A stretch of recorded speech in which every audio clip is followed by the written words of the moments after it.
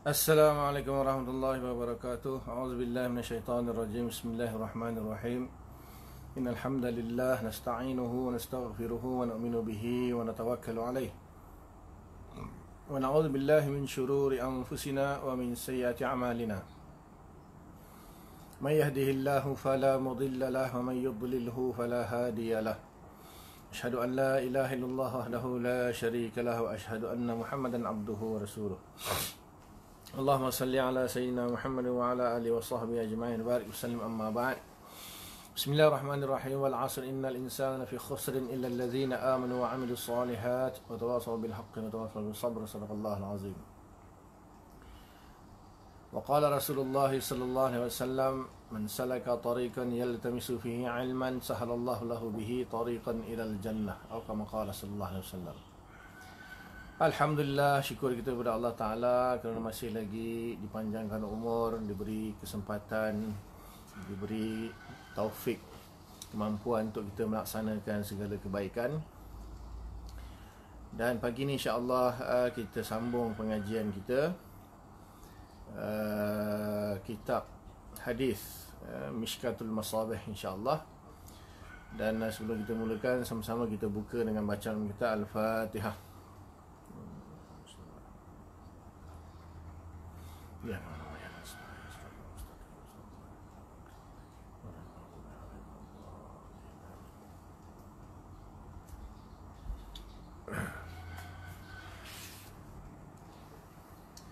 masih lagi dalam Kitabul Iman, hadis yang ke-11 insya-Allah.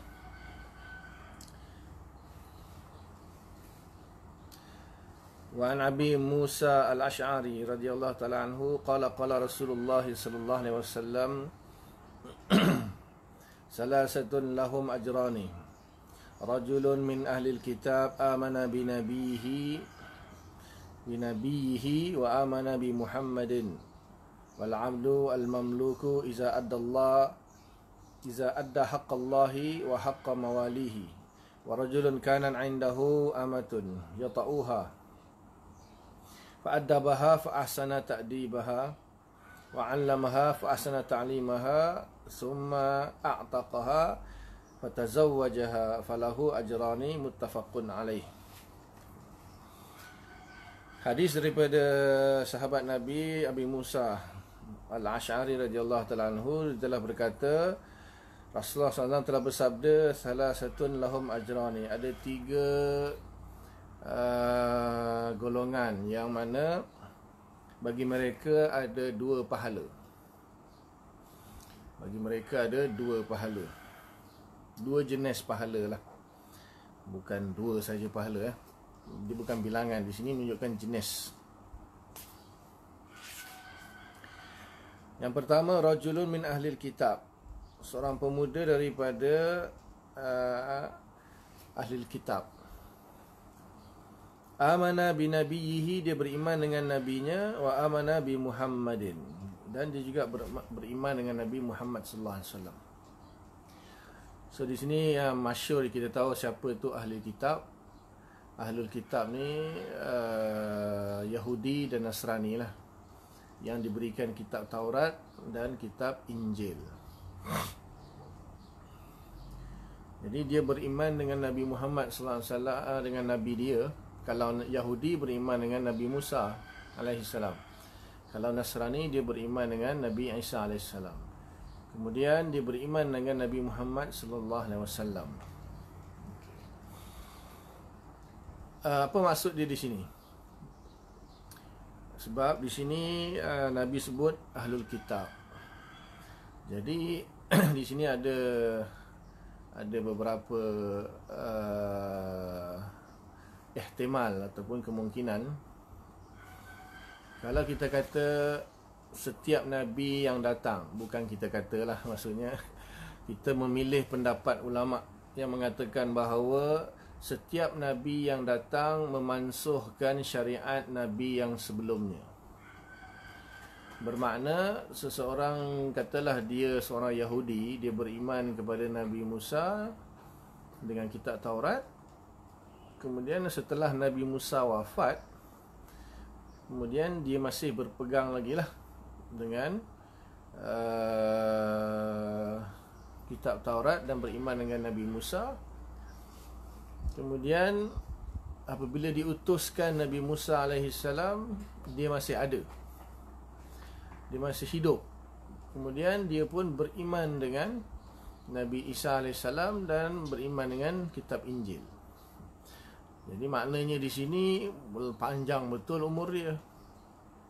Ketika dia Nabi Musa masih hidup, dia pun hidup. Nabi Musa wafat, dia hidup sampai diutuskan Nabi Isa AS. Begitu juga dia beriman dengan Nabi Isa AS, beriman dengan kitab Injil. Kemudian dia hidup sampai diutuskan Nabi Muhammad, dia beriman dengan Nabi Muhammad pula. Itu bukan itu maksud dia lah. Pasal apa? Bukanlah mustahil, tetapi antara Nabi Isa AS dengan Nabi Muhammad SAW diutuskan itu lebih kurang 600 tahun. Jadi zaman tu tak ada orang kot hidup umur sampai 600 tahun. So maknanya dia beriman, maksudnya orang yang datang setelah itu. Waalaikumsalam warahmatullahi.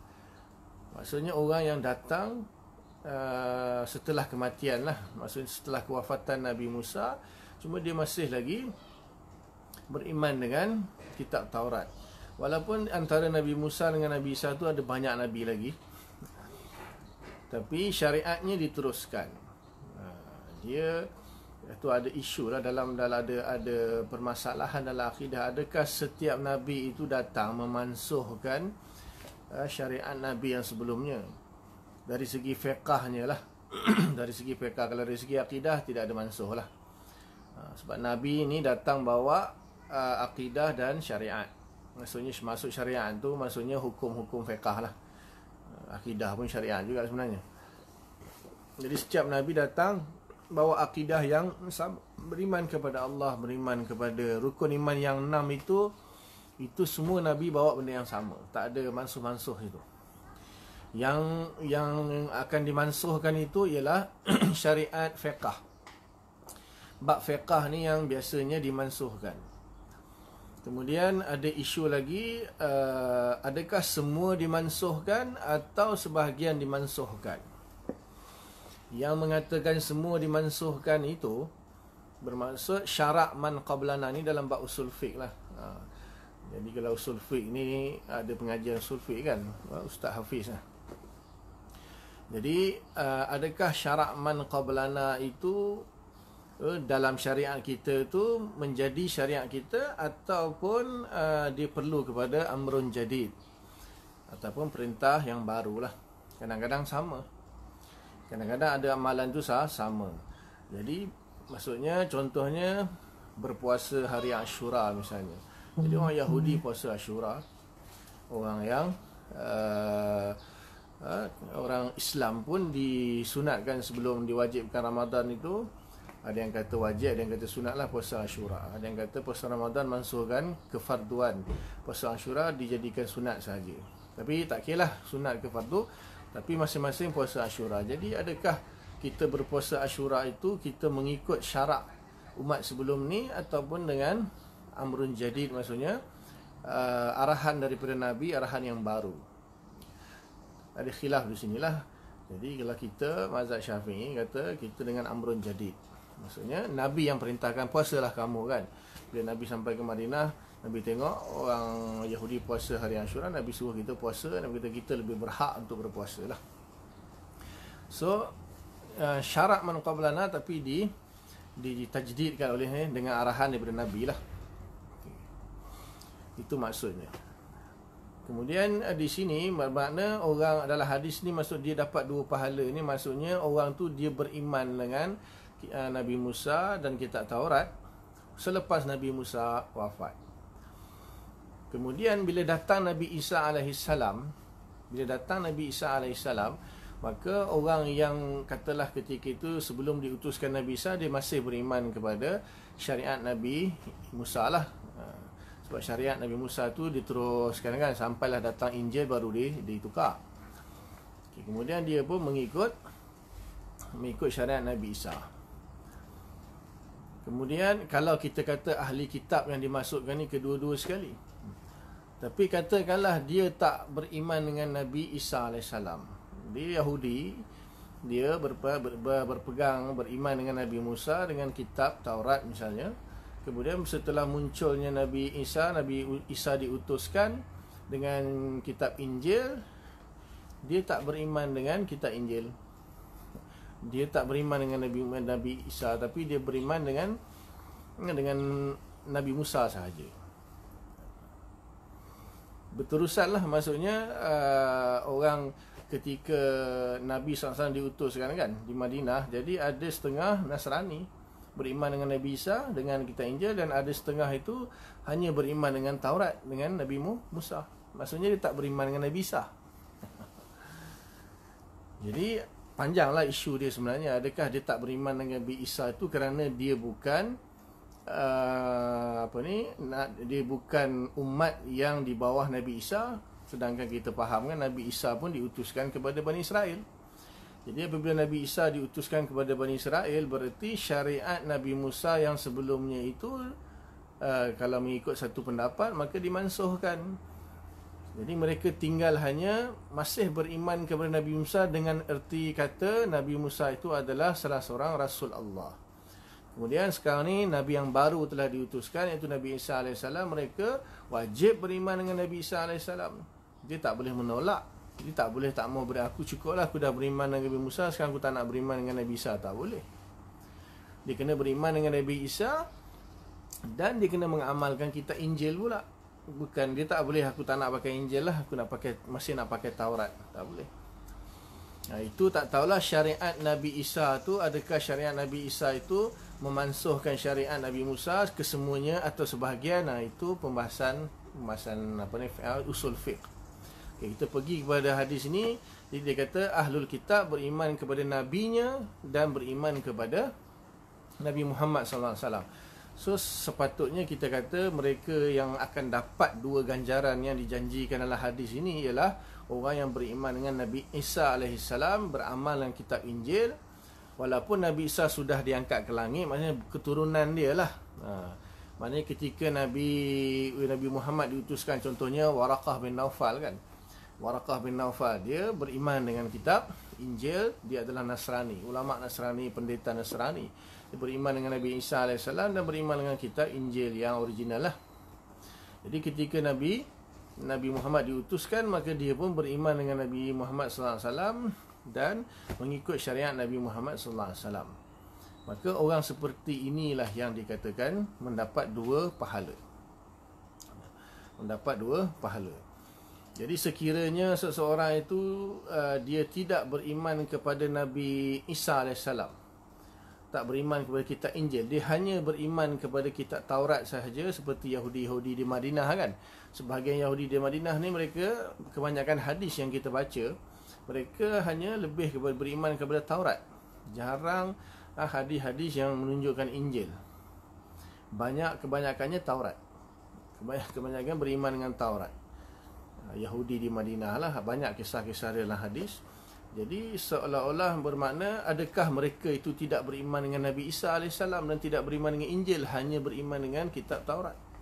So hadis ini umum lah. Hadis ini umum.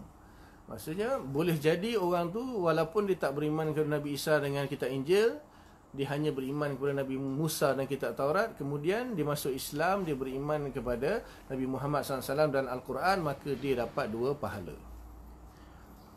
Kalau kita kata syariat dia, sekiranya dia tidak beriman dengan Nabi Isa tu, dia masih lagi dianggap sebagai Ahlul Kitab lah.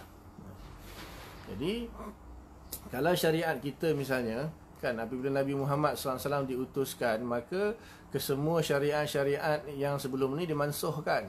Tapi kita masihlah beriman kepada Nabi Musa dengan erti kata Nabi Musa adalah salah seorang daripada Rasul yang diutuskan oleh Allah kepada Bani Israel. Kita beriman kepada Nabi Isa AS dengan arti kata kita percaya bahawa Nabi Isa itu adalah seorang Rasul yang diutuskan kepada Bani Israel dengan kitab Injil. Tapi kita beriman sekadar tu bukannya bermakna kita beriman, kita beramal dengan Taurat atau beramal dengan Injil. Tidak. Kerana Al-Quran datang memansuhkan Taurat dan Injil. Sama ada kesemuanya atau sebahagiannya. Kalau menurut mazhab Syafi'i, kesemuanya dimansuhkan. Tapi kalau ada kebetulan syariat kita sama dengan syariat yang lepas, bermakna dia dengan amrun jadid, dengan perintah yang barulah. Ada nas daripada Quran dan hadis yang mengekalkan hukum tersebut. Itu dalam pembahasan syarak man qablana dalam bahagian usul fiqh. Dalil-dalil yang mukhtalaf fih. Ahli sunnah wal jamaah kan ada 4 dalil yang muttafaq alaih. Quran, hadis, ijma', qiyas. Kemudian ada 10 dalil yang yang mukhtalaf fih. Antaranya adalah syarak man qablana. Ada banyak lagi lah, istihsan, istishab, amalu ahlul Madinah, qaul sahabi, kemudian saduz zara'i, al-akhzu bi aqalli ma qil, kemudian istiqra' urraf, kemudian salah satunya syarak man qablana. Jadi dalam bab tu mana kita kata kalau mazhab Syafi'i lah, kita tak pakai syarak man qablana, kita segala syariat kita ni diperbarui oleh Nabi Muhammad sallallahu alaihi wasallam, walaupun ada syariat yang kebetulannya sama dengan syariat umat yang lepas. Jadi hadis ini menunjukkan poin dia lah, sebab apa Imam Baghawi ataupun Imam Khatib Imam Khatib Tibrizi, dia mendatangkan hadis ini di dalam Kitabul Iman. Poin dia di sinilah. Poin dia, amana bi nabiyhi wa amana bi Muhammadin sallallahu alaihi wasallam. Dia beriman dengan nabinya, dia beriman dengan Nabi Muhammad sallallahu alaihi wasallam. Seperti Abdullah bin Salam lah radhiyallahu ta'ala anhu dengan sahabat-sahabat dia yang lain. Mereka beriman dengan kitab sebelumnya, iaitu Taurat dan Injil. Kemudian ketika Nabi Muhammad diutuskan pergi ke Madinah, mereka pun beriman dengan Nabi Muhammad sallallahu alaihi wasallam dan beriman dengan Quran. Orang macam ni lah diberi 2 pahala. Maksud 2 pahala di sini bukan 2, Allah sikitnya 2 kan? Maksud bukan 2 di sini, maksudnya double lah. Pahala dia double. Macam orang kerja overtime kan, ataupun overtime, maka gaji dia dikira double. Contohnya pada cuti umum, cuti rasmi, hari raya bekerja, maka dapat double ataupun triple. Bukan maksud di sini dapat 2 pahala je, dapat RM2 je. Bukan. Berganda, maknanya double. Ajra ni maksudnya 2 kali ganda pahala dia dapat. Maknanya dia beriman dengan Nabi dia, kemudian datangnya Nabi Muhammad SAW, dia beriman dengan Nabi Muhammad SAW. Jadi ketika Nabi Muhammad SAW diutuskan, kita kata Nabi Muhammad telah memansuhkan syariat-syariat yang sebelum, maka wajib bagi mereka yang beriman dengan kitab-kitab sebelumnya itu beriman dengan Nabi Muhammad SAW. Sebab apa? Dalam kitab mereka pun menyuruh mereka, sekiranya diutuskan Nabi akhir zaman, iaitu Nabi Muhammad SAW, maka wajib kamu beriman dengan dia yang ikut syariat dia. Jadi bermakna orang yang beriman dengan Nabi SAW itu di kalangan ahlul kitab, mana-mana orang yang benar-benar beriman dengan kitab dia. Tapi kalau ada orang yang dia katakan beriman dengan ahli kitab, maksudnya dia beriman dengan kitab dia, iaitu Taurat atau Injil, tetapi tak mau beriman dengan Nabi Muhammad SAW, boleh kita kata sebenarnya dia tak beriman. Sebenarnya dia tak beriman dengan kitab dia. Mungkin ada keuzuran yang lain, iaitu dia ditipu oleh pendeta-pendeta Yahudi dan Nasrani yang mengubah-ubah kitab-kitab Taurat dan Injil, dan di situ dibuang segala isi kandungan Taurat dan Injil yang menyuruh orang yang berpegang dengan Taurat dan Injil itu beriman kepada Nabi Muhammad SAW. Itu macam mana pula keadaannya? Itu pemanjanglah pembahasan dia. Maknanya orang yang mana dia ni tidak mendapat maklumat yang sebenar daripada Taurat dan Injil. Seperti Abdullah bin Salam dengan sahabat-sahabat dia kan. Abdullah bin Salam ni dia betul-betul beriman dengan kandungan Taurat dan Injil, yang mana dalam tu menyuruh mereka beriman kepada Nabi Muhammad SAW. Begitu juga An-Najasyi kan, Raja Najasyi. Mereka bila dengar Nabi SAW diutuskan rombongan Ja'far bin Abu Talib ni, rombongan pergi ke Habsyah kan. Akhirnya dibacakan Quran, maka dia menangis, lalu dia beriman kepada Nabi Muhammad SAW. Maka makna mereka itu memang betul-betul orang yang beriman dengan Taurat dan Injil. Sebab dalam Taurat dan Injil sini beritahu kalau datang Nabi yang bernama Muhammad, kamu kena beriman. Kalau kamu tak beriman, berarti kamu tak ikut kitab kamu lah, tak ikut kitab Taurat, tak ikut kitab Injil yang sebenar. Tetapi kalau orang yang tak sampai kepada dia maklumat dalam Taurat dan maklumat dalam Injil yang sebenarnya, ditipulah, diubah-ubah. Dia mana tahu yang apa yang dia dapat di tangan ni, dia dapat berita dalam Taurat tak suruh pun beriman kepada Nabi Muhammad, dalam Injil pun tak suruh pun beriman kepada Muhammad. So dia pun tak beriman, dia hanya beriman kepada apa yang Taurat yang dia percaya. Adakah dia dianggap sebagai satu keuzuran, maksudnya di akhirat nanti dia terlepas atau tidak? Itu ada khilaf lah di kalangan para ulama.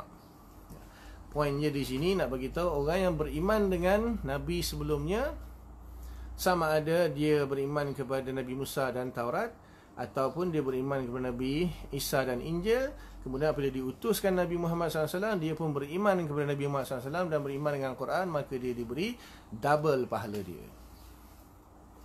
Ini sebenarnya nak menggalakkan ahli kitab supaya mereka beriman kepada Nabi Muhammad SAW. Susah sebenarnya.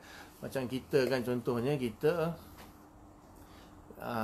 ni susahlah, macam kita kata sahabat Nabi lah. Para sahabat Nabi tu, mereka sebelum Nabi diutuskan, mereka tidak ada agama. Mereka mungkin sebahagiannya mengikut agama Nabi Ibrahim sebagaimana yang diriwayatkan lah. Ada yang menyembah berhala dan sebagainya. So kita kata mereka tidak ada Nabi dan kitab yang mereka pegang.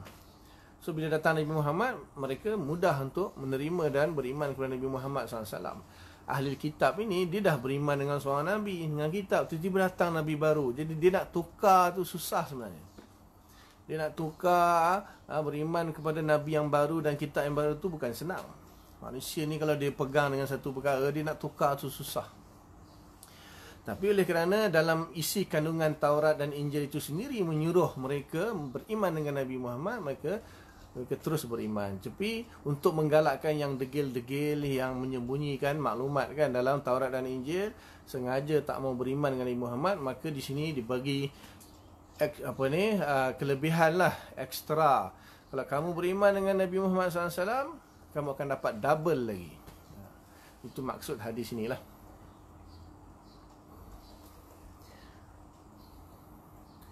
Itu dia punya point dalam hadis ni. Adapun yang kedua dan yang ketiga itu sebagai tambahan sajalah. Biasalah dalam satu hadis itu bukan satu madlul saja. Dalam sebuah hadis, satu ayat Quran atau satu hadis itu boleh jadi bermacam-macam madlul dia. Yang madlul yang menjadi dalil yang menunjukkan kepada bermacam-macam madlul lah. Bila kita kata hadis tu, maknanya seluruh hadis tu kita panggil dalil lah. Tetapi madlul dia, satu hadis saja mungkin madlul dia banyak lah. Mungkin tak semestinya madlul bagi satu dalil itu satu. Boleh jadi satu saja dalil dia, iaitu satu potongan hadis, tetapi madlul dia banyak. Di sini ada dua lagi madlul dia yang dikata di sini, seorang hamba al-abdu al-mamluk iza adda haqqallah wa haqqa mawalihi. Zaman kita tak ada lah. Ni seorang hamba, seorang tahu kan, hamba ni ialah zaman dahulu, hamba ni ialah seorang manusia yang tidak boleh memiliki apa sahaja termasuk diri dia sendiri. Hamba, maka dia ni milik orang lain, dia milik tuan dia. So dia ni, hamba ni dia milik tuan dia. Maka tuan dia boleh jual dia lagi, boleh beli, boleh jual. Dia ni boleh dijual, boleh dibeli, sebab dia tak memiliki diri dia sendiri. Itu hamba. Jadi apabila dia dimiliki oleh tuan dia, maka dia kena tunaikan hak tuan dia. Tuan dia suruh kerja tu, buat ni dan sebagainya. Dalam masa yang sama juga dia kena tunaikan hak Allah. Dia kena semayang, puasa, zakat, haji dan sebagainya. Jadi dia ada dua tanggungjawab dia. Tunaikan hak tuan dia dan tunaikan hak Allah Ta'ala. Maka di sini dia dapat double juga dia punya pahala dia. Tapi itu tak ada kaitan dengan tajuk kita lah. Boleh ada kaitan tapi jauh lah. Kemudian yang ketiga, warajulun kanat indahu amatun yata'uha fa'addabaha. Dia ada seorang hamba perempuan, kemudian dia mewatiknya, maksudnya menjimaknya. Jadi zaman dahulu apabila seseorang itu dia memiliki hamba, maka dia boleh berjimak dengan hamba tersebut dengan beberapa syarat lah. Syaratnya hamba tersebut dia mesti Islam ataupun ahli kitab. Dia tak boleh sebarang-sebarang hamba. Ini pun tuan lelaki, hamba perempuan. Kalau tuan perempuan, hamba lelaki, tak boleh, haram. tuan lelaki, hamba dia perempuan, perempuan dia Islam atau ahli kitab, maka boleh dia jima'. Macam isteri lah, tapi bukan isteri lah, hamba. Tapi dengan syarat dia bujang lah. Walaupun dia hamba betul, hamba perempuan yang Islam tapi dah kahwin ada suami lain, tak boleh. Haram. Ataupun hamba dia adik-beradik. Dia ada dua hamba, perempuan Islam adik-beradik, dia punya boleh watik satu saja, dia tak boleh dua-dua, tak boleh. Itu hukum hamba lah. Kemudian fa'addabaha, dia mendidik hamba tersebut, mengajar adab lah kepada hamba tersebut. Biasanya orang kan, dia bila ada hamba, dia melantak engkau lah, yang penting kau buat kerja yang aku suruh sudah. Tapi tak, maknanya di samping hamba dia bekerja untuk dia, dia mendidik juga adab ataupun mendidik akhlak kepada hamba tu, ajar.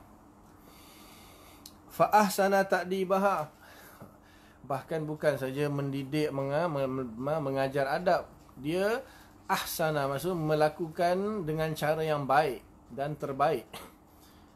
Ada mungkin dia ajar tapi ajar dengan cara yang garang, cara yang kasar dan sebagainya. Tapi dia ajar dengan cara yang baik. Dia layan hamba tu dengan baik, ajar adab pun dengan baik, dengan cara yang baik. Wa'allamaha, dan dia malah mengajar ilmu lagi kepada hamba tu. Fa'ahsana ta'limaha, dan dia elokkan penyampaian ilmu dia kepada hamba tu. Bukan jenis macam ajar-ajar jenis faham-faham lah. Maknanya dia dengan kebaikan, dengan cara yang baik dia ajar ilmu kepada hamba dia. Summa a'taqaha, kemudian dia membebaskan pula hamba tu. Kemudian fatazawwajaha, dia kahwin pula dengan hamba tu lagi. Bahawa dia watik, kemudian dia ajar adab, dia ajar ilmu, kemudian dia bebaskan, kemudian dia kahwin. Ada 5 perkara yang dinyatakan dalam hadis ni. Tetapi di sini kata ajrani, 2 pahala. So pahala yang mana satu yang dia dapat? Maksud dikatakan 2 pahala di sini, kena nak kata pasal watik tu, kita tahu kalau watik tu mungkin tak lah. Okay, mengajar adab dapat pahala. Lepas tu mengelokkan dalam mengajar adab pun pahala. Mengajar ilmu dapat pahala lagi. Mengelokkan ajar ilmu dapat pahala lagi. Kemudian memerdekakan dapat pahala lagi. Kahwin lagi dapat pahala lagi. So point dia yang mana satu sekarang ni, yang ulama khilaf lah di dalam mensyarahkan hadis ni. So Ibn Hajar dalam hadis ni, dalam Fathul Ilah, dia kata ada kemungkinan yang dimaksudkan tu dia kahwin dan dia merdekakan. Ada yang kata tak, yang dimaksudkan 2 pahala tu dia mendidik adab dan ilmu, kemudian dia memerdekakan. Itu yang maksudkan 2 pahala. Ada khilaf lah di sini. Sebab apa, banyak benda dia buat ni yang ketiga ni. Tapi itu kaitan dia dengan hadis lah, tak ada kaitan dengan tajuk bab. Muttafaqun alaih, hadis adalah disepakati oleh Imam Bukhari dan Imam Muslim. Saya syarah sikit-sikit je lah kot. Syarah panjang-panjang memang tak habis kita ni 6,000 hadis.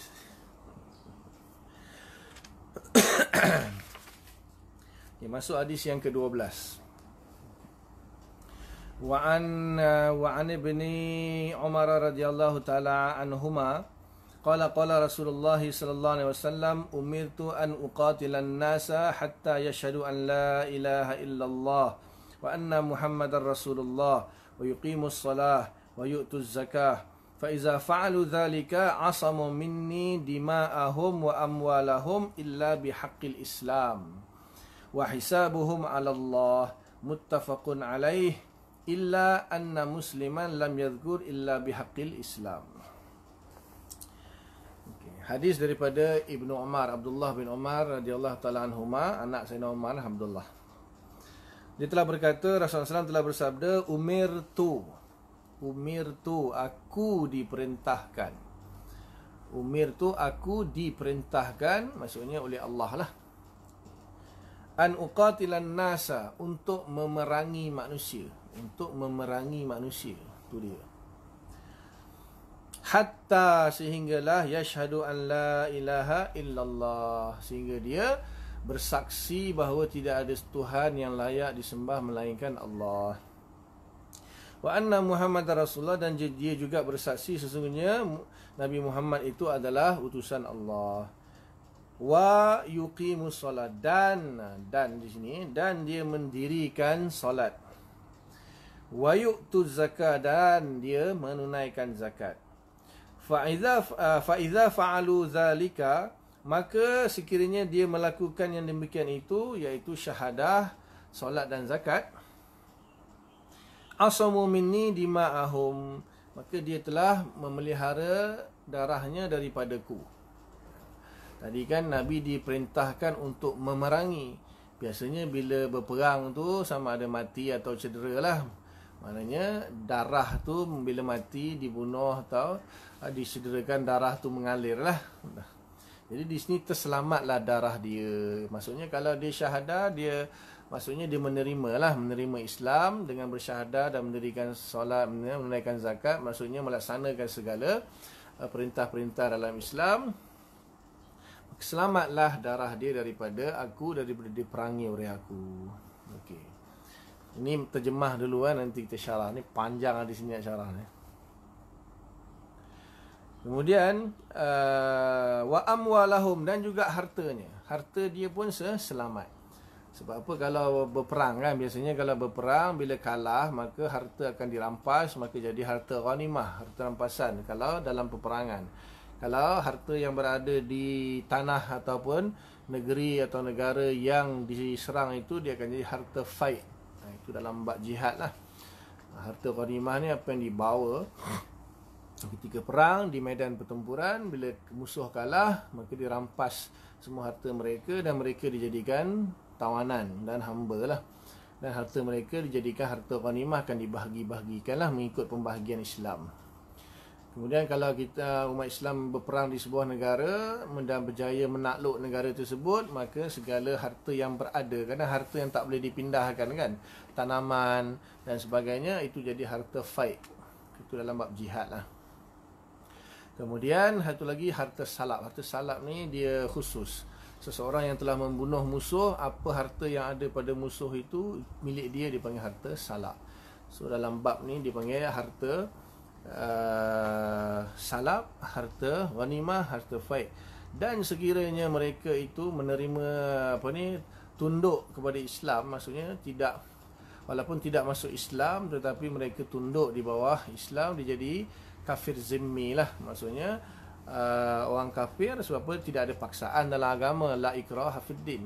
Jadi mereka tidak menentang, bahkan mereka belum lagi menerima Islam, mereka akan dijadikan kafir zimmi. Ataupun kafir yang lain adalah kafir ahdi ataupun kafir muahad. Ada beberapa jenis, banyak jenis orang kafir ni.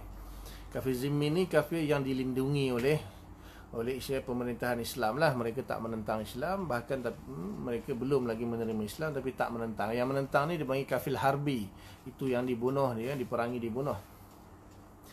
Dan ketika itu bila kafir zimmi, maka di situ kadang-kadang mereka terpaksa bayar jizyah, bayar upeti. Itu pun termasuk juga harta-harta, dimasuk amwalahum. Begitu juga nanti cukai, zakat dan sebagainya lah. Cukai ada ke dalam Islam? Itu nanti bab lain. Nak terangkan maksudnya selamatlah daripada mereka daripada aku, darah mereka dan harta-harta mereka. Ni saya apa maksud harta mereka tu yang saya sebut tadilah. Illa bihaqqil Islam, kecuali dengan hak Islam. Apa maksudnya?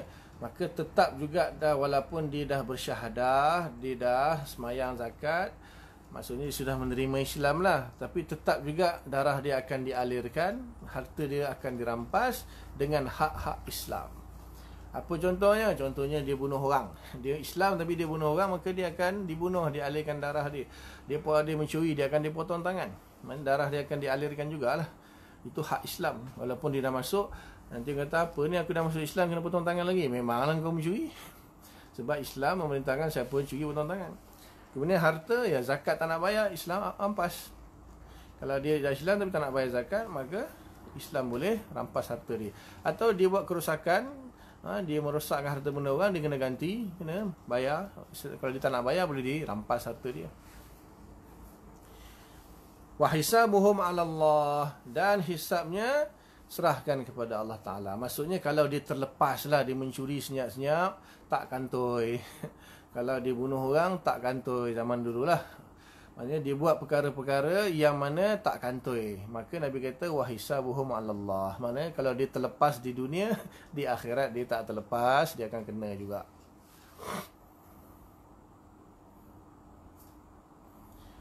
Sekarang ni pergi tanya kerajaan lah. Secara istilahnya tu ada lah, cuma hukumnya zahirnya kita tengok dari satu sudut, dari satu sudut, maka mereka tidak angkat pedang, angkat senjata untuk memerangi umat Islam. Itu kita kata kafir zimmi lah, dan mereka tunduk di bawah undang-undang, boleh kita kata kafir zimmi. Dulu akan ada viral sekejap kan, siapa tu yang buat kacau bagaimana orang kafir di Malaysia ni, ada yang kafir harbi. Jadi kalaulah mereka kafir harbi itu buktinya apa? Maksudnya kalau mereka ambil senjata nak bunuh orang Islam, itulah kafir harbi. Kafir harbi ni maksudnya dia angkat senjata nak bunuh orang Islam. Dia tak suka Islam dan dia nak bunuh orang Islam. Tapi dengan praktikal lah, dengan cara praktikal, kalau dalam hati je dia benci, kalau boleh nak bunuh, belum lagi kita boleh nilai dia kafir harbi. Selagi dia tak angkat senjata, tak perang orang Islam, dan dia masih tunduk kepada undang-undang negara kita, kita kata kafir zimmi. Kita kata kafir zimmi. Cuma dah moden lah kan sistem sekarang pun. Panjang ni kalau nak bahas tentang sistem pemerintahan Islam ni, sebab kita pun tak ada khalifah dan sebagainya. Faham Boleh kata. Kafir harbi tu tak tahulah kalau ada kafir yang nak memerangi. Kafir orang setakat ni saya tak pastilah di dunia ni masih ada atau tidak kafir harbi, orang kafir yang memerangi masyarakat. Tak tahulah yang di apa di China tu apa Uyghur apa macam mana nak sebut, saya pun tak pasti tu, yang dia orang bunuh orang Islam di sana, itu mungkin. Tak pasti dia punya berita tu apa sebab dibunuh dan sebagainya tu, wallahu alam. Kalau dia bagi alasan orang Islam di Uyghur tu memberontak ke, buat salah ke, menceroboh ke, itu tak pastilah saya berita yang sebenar. Tapi kalau memang dia memerangi Islam tu kerana Islam, itu kafir harbi. Dia angkat senjata memerangi orang Islam kerana Islam. Macam contoh di Myanmar tu kan, tu boleh kita kata kafir harbi lah. Kalau dia memerangi orang Islam kerana Islam. Tapi kalau dia memerangi orang Islam kerana dia kata orang Islam rampas harta dia, ceroboh tanah dia, itu lain lah, wallahu alam lah. Itu kita tak pasti berita yang sebenarnya apa berlaku kan. Kalau misalnya memang betul dia angkat pedang, angkat senjata nak bunuh orang Islam, sebab tak suka Islam, itu kafir harbi. Itu payah zaman sekarang ni punya. Nak saya nak hukum, saya ni siapa tak? Kena tanya mufti.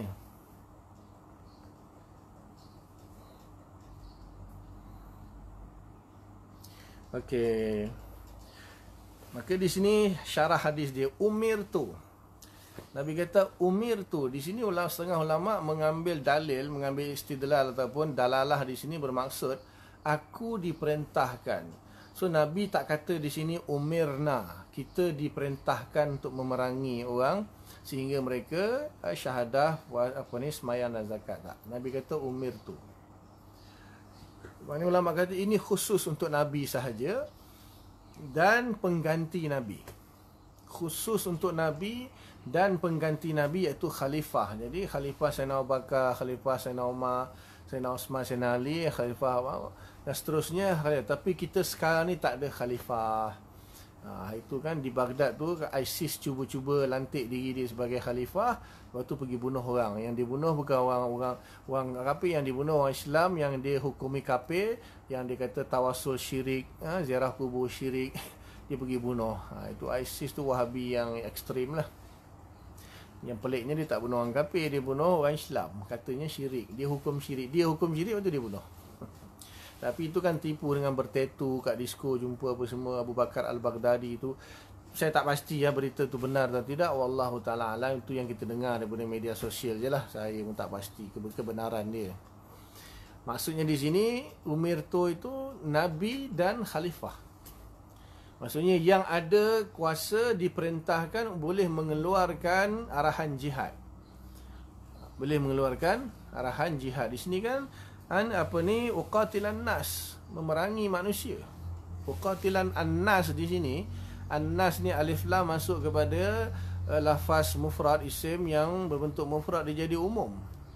Alif lam masuk kepada lafaz mufrad isim umum, semua manusia. So tapi Nabi tak aku diperintahkan untuk memerangi. So kita tengok Nabi sendiri ada dua fasa. Satu fasa Mekah, satu fasa Madinah. Jadi fasa Mekah itu belum lagi. Hadis ini hadis Madinah. Hadis bukan hadis yang di Mekah. Maksudnya Nabi riwayatkan hadis ini di Madinah. Kenapa ketika di Mekah belum ada lagi perintah untuk jihad, untuk memerangi manusia? Tidak. Maksudnya di Madinah lah baru ada perintah jihad. Cuma dalam bab ni, jihad ni ada dua jenis jihad lah. Satu jihad ibtidai, satu jihad difa'i. Jihad ibtidai dengan jihad difa'i. Jihad ibtidai ni memang kita memerangi. Memang pasukan itu diarahkan oleh khalifah. Khalifah akan menghantar rombongan untuk kita mengajak kaum itu memeluk agama Islam. Kalau dia tak mau, maka dia perlu membayar jizyah, upeti.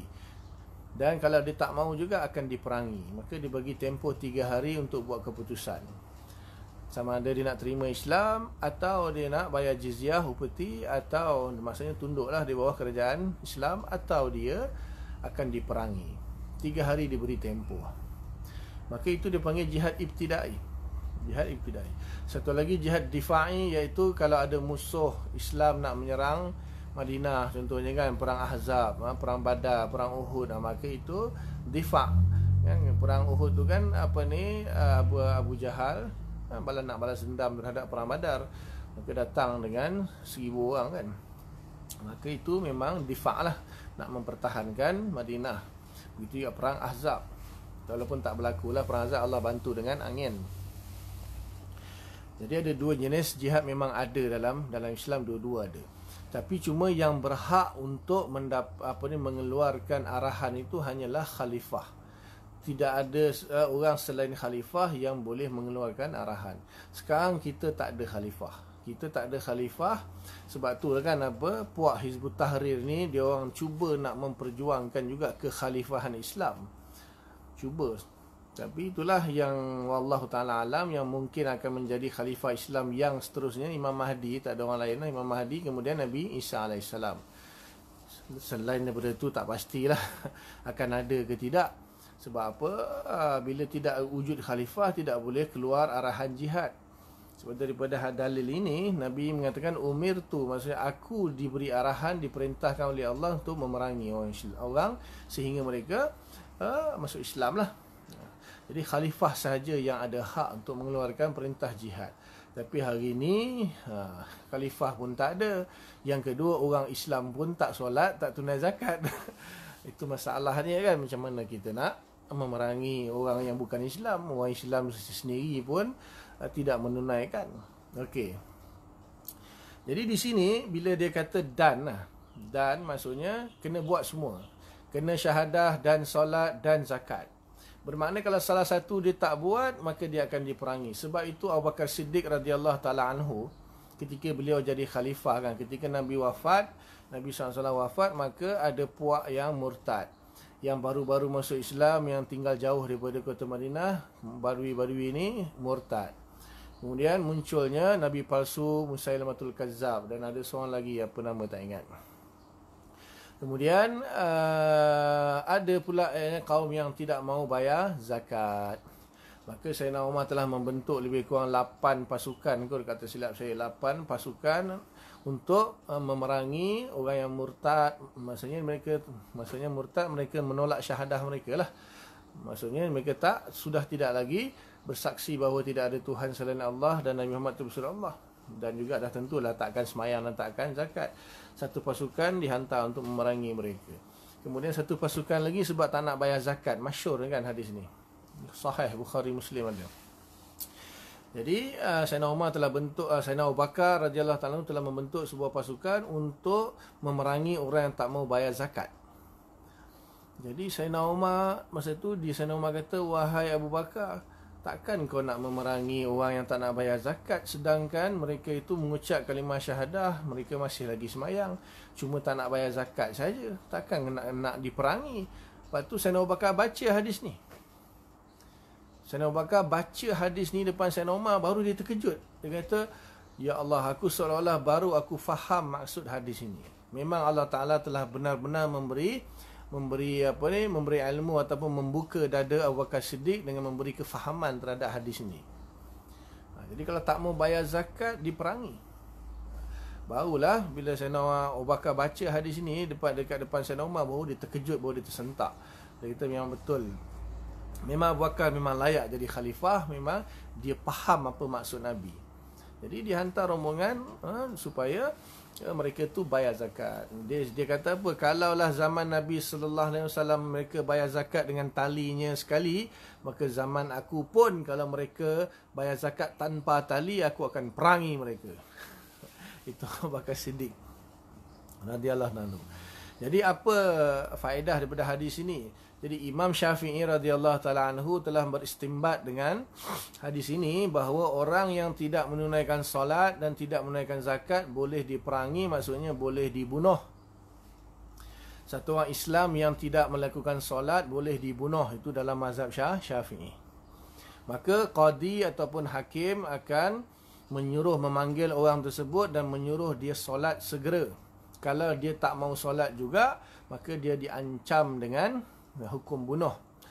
Maka sekiranya dia tidak mahu melakukan solat itu kerana dia mengingkari kewajipan solat, dia kata solat tak wajib, berapa aku nak semayang, tak wajib pun, maka dia boleh jatuh murtad, boleh jatuh kafir. Tetapi diberi tempoh selama 3 hari, dia dikurung, dia dipenjarakan dulu, dikurung, diminta istitabah, maksudnya dia bertaubat. Kemudian diterangkanlah hakim ataupun ulama yang bertugas dengan mahkamah pihak penghakiman ini akan menerangkan dalil-dalil lah, maksudnya iqamatul hujjah. Mereka iqamatul hujjah, menegakkan hujjah-hujjah kepada dia bahawa dalil-dalil yang qat'i daripada Quran dan hadis menunjukkan bahawa solat itu wajib. Ijma' mengatakan solat itu wajib, macam mana engkau mengingkari solat itu wajib? Kalau dia tunduk dan dia patuh, maka dia pun disuruhlah semayang, qada balik semayang dia, maka dia dilepaskanlah. Kalau dia tetap mengingkari juga, aku tak kira lah, yang bagi aku tak kira lah apa semua dalil-dalil korang, bagi aku semayang tak wajib, maka hakim kata kamu akan jatuh kufur dan kamu dihukumi murtad dan kamu akan dipancung kepala. Pancung-pancung lah, aku tak takut lah. Contohlah dia kata macam tu. Tapi tak dipancung lagi 3 hari dulu. Ditahan 3 hari, pujuk-pujuk, hantar ahli keluarga, hantar kawan-kawan, hantar ulama, pujuk dia, bagi dalil kat dia apa semua. Okey, selepas 3 hari, kalau dia masih kerah kepala lagi, kalau kamu begini, kamu akan dipancung. Pancung lah, tak takut. Akhirnya pancung lah. Dan dia dipancung dalam keadaan dia kafir. Maksudnya dia tidak dimandikan, tidak dikapankan, tidak disolatkan dan tidak ditanam di perkuburan umat Islam.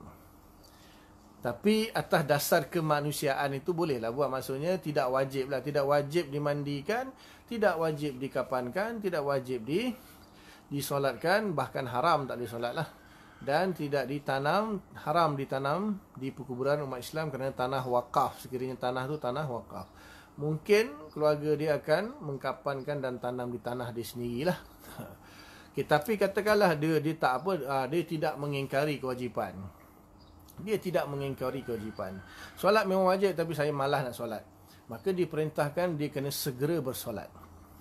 Kalau dia tak nak juga, aku malas. Solat wajib tak? Wajib, tapi aku malas. Solat sekarang, kalau tak kamu akan dibunuh. Ini dalil dia. Dalil dia. Maknanya mazhab Imam Syafi'i kata, kalau dia tak nak juga, kerana dia malas lah, bukan kerana ingkar. Ingkar tadi dah selesai. Ingkar kafir lah, dibunuhlah kerana kafir. Tapi kalau dia kerana malas, kalau kamu malas solat sekarang, qadilah, maka kamu akan dipancung. Pancung lah, aku tak takut. Memang aku malas nak solat. Tapi mustahil lah ada orang macam tu. Alah, semayang kejap je pun 5 minit selesai kan. Tengok pancung tak apa, tapi aku malas nak solat, pancung. Tapi dia tak mengingkari kewajipan solat, cuma dia malas nak solat. Katakanlah contoh wujudnya orang macam ni, maka dia dipancung. Tapi 3 hari jugalah. selama 3 hari itu dia disuruh solat, dia tak solat juga, maka dia akan dihukum pancung tapi Islam. Sebab dia tak mengingkari kewajipan solat. Maka dia dimandikan, dikapankan, disolatkan, boleh ditanam di perkuburan umat Islam. Kalau ada lah. Tapi setakat ni tak pernah ada lagi. Sepanjang sejarah tak pernah ada lagi lah. Yalah, aku nak ada pancung, solat pun malas. Takkan solat sanggup. Malas aku nak solat, pancung-pancung lah. Tak mungkin. Tak terjadi pun sebenarnya. Tapi itu hukum lah. Hukum dalam mazhab Syafi'i. Maknanya orang yang mengingkari bukan saja solat, apa sahaja yang sabit di dalam Islam, ma'ulima minaddin bid-darurah. Benda-benda yang hukum-hukum yang sudah diketahui secara umum, secara pasti, secara jelas oleh semua umat Islam. Kalau dia tak buat, seperti contohnya dia tak solat dan tak bayar zakat, maka boleh dihukum bunuh. Boleh dihukum bunuh mazhab Syafi'i.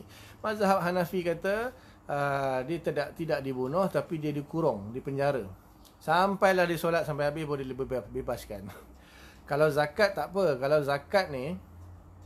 Kalau zakat maknanya apabila pemerintahan Islam menghantar amil dia ataupun wakil dia untuk memungut zakat, kalau orang tu tidak mahu bayar zakat, maka boleh dirampas. Sebab apa? Apabila cukup haul dan nisab, apabila zakat ni bila cukup haul setahun dan nisab dia, bilangan dia lah. Tengoklah zakat binatang ke, zakat tanaman ke, zakat naqd harta, emas perak atau duit, zakat perniagaan dan sebagainya. Bila cukup haul setahun dan nisab dia, automatik kadar yang wajib dibayar itu sudah menjadi milik asnaf, sudah menjadi milik mustahik, orang yang berhak dapat zakat 8 asnaf itu. Automatik maknanya dirampas, bukanlah harta dia dirampas, sebenarnya dia yang telah menyimpan harta asnaf tersebut, bukan hak dia lagi. Maka sebab tu boleh dirampas. Pasal apa? Bukanlah kerajaan pemerintah merampas harta dia, mengambil hak asnaf atau hak mustahik li zakat lah. Itu saja. Kalau dia melawan, kau rampas aku bunuh, aku tembak, aku lawan pakai pedang. Masa itu boleh perang. Ketika kita nak rampas harta dia, tiba-tiba dia melawan, dia pakai, boleh kalau sampai tahap dia nak bunuh kita, boleh bunuh dia. Zakat pendapatan. Jap.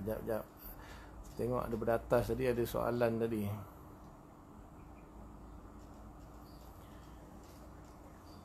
Okey. Zakat pendapatan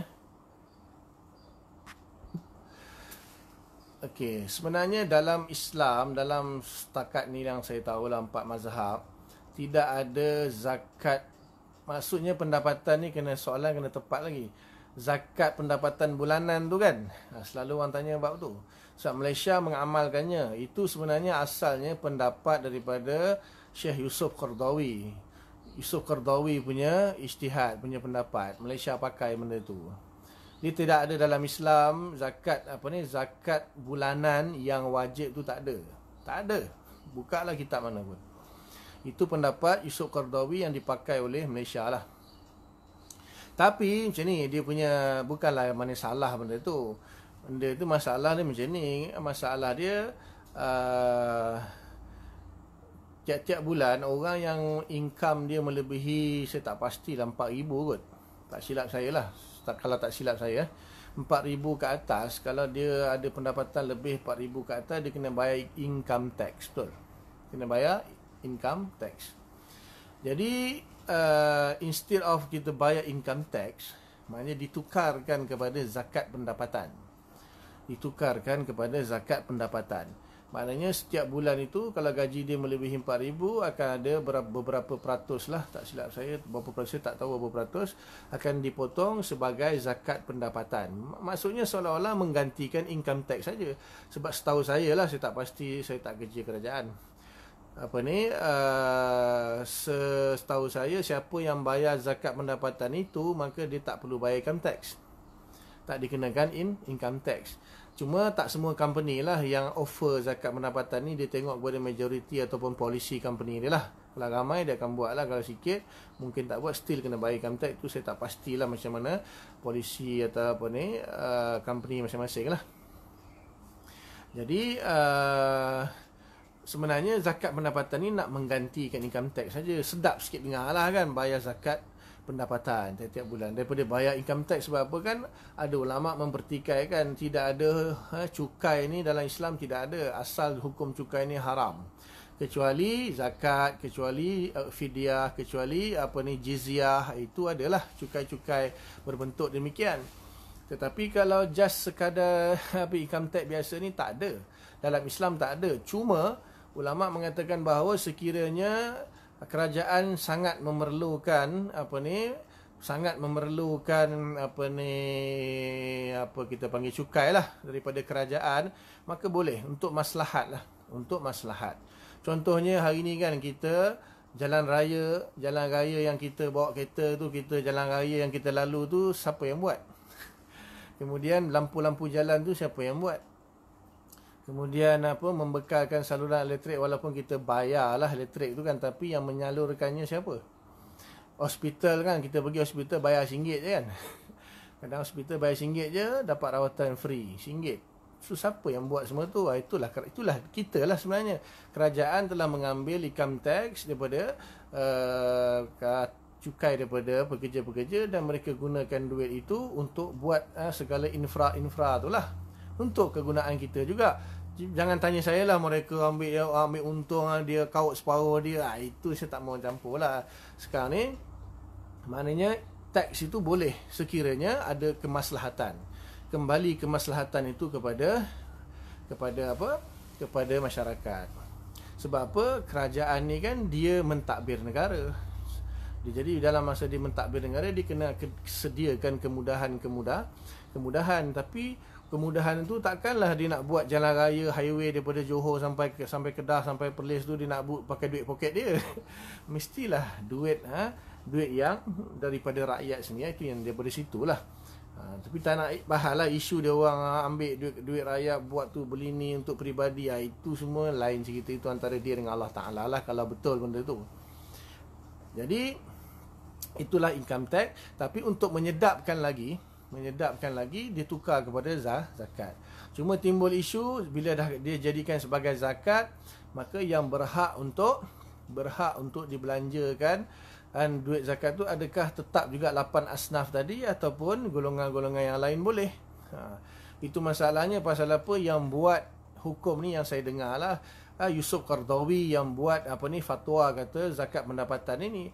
Cuma bila dia buat fatwa, cuma nak kena tahu, segala yang berkaitan dengan fatwa dia tu kena rujuk kepada dia lah. Maksudnya setelah dipungut cukai pendapatan ataupun zakat pendapatan bulanan itu, yang disalurkannya itu adakah masih lagi 8 asnaf itu ataupun boleh disalurkan kepada bab-bab lain.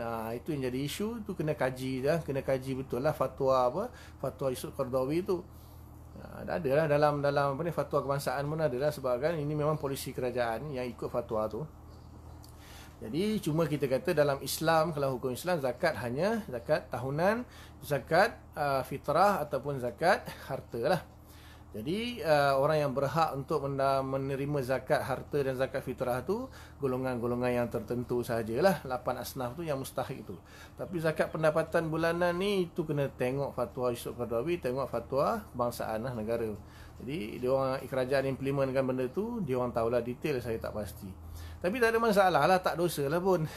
Cuma kalau orang tak nak bayar tu, kena bayar income tax tu je. Maka lebih baik, lebih sedap bunyi dia. Kalau orang bukan Islam, dia bayar income tax. Orang Islam bayar zakat pendapatan. Dan sama je, setahu saya lah, saya tak pasti detail. Setahu saya, siapa bayar zakat pendapatan, dia terkecuali daripada bayar income tax. Wallahu alam. Maka kita niatlah. So kalau kita terkena cukai pendapatan ataupun kita terkena zakat pendapatan itu, kita niat, ya Allah, aku bayar zakat sunat. Maksudnya zakat sunat, ikut hukum sunat lah. Ikut undang-undang wajib lah. Ikut undang negara Malaysia wajib. Tapi ikut hukum dalam Islam kita anggap sebagai sunat, maka dapat pahala. Kita niat untuk membantulah siapa saja.